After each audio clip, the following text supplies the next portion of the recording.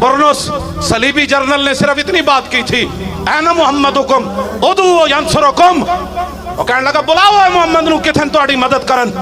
صلاح الدین ایوبی تک کہ گل چلی گئی، تمہارا یہ کام ہے جو میں بتانے لگا ہوں تمہیں، اگر تم سبق بھول گئے ہو تو میں تمہیں دوبارہ یاد کرانے لگا ہوں،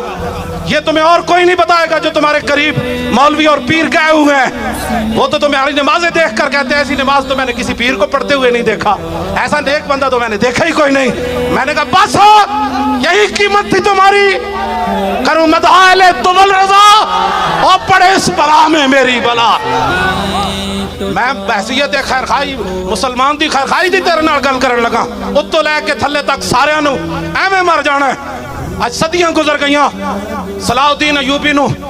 فوجی پروٹوکول نہ دفن نہیں کیتا گیا، صلاح الدین ایوبی نو فوج دی طرفوں کوئی پلاٹ نہیں ملیا،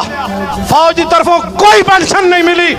صلاح الدین ایوبی او مرد مومن ہے جتے مرن تو بعد دے گھر کفن دے پیسے بھی نہیں سن،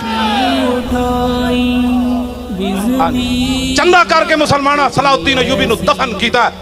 اقبال کہندا گنج ہائے ہر دو عالم را کلید اور تیغ ایوبیو نگاہ با یزید۔ اقبال کہندا اتھوں دے خزانے دیاں چابیاں نہیں، اگلے جہان دے خزانے دیاں چابیاں بھی مسلمانہ دے ہتھاں وچ آ سکدیاں، دو گلاں ضروری ہیں، ایک صلاح الدین ایوبی دی تلوار ہوئے تے دوسرا با یزید بستامی دی نگاہ ہوئے۔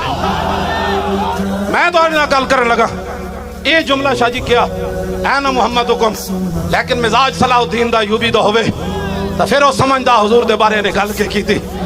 جے گندے مزاج ہو من لبیک کے خلاف یہ سخت باتیں کرتے ہیں، یہ اسلام تو امن کا درس دیتا ہے۔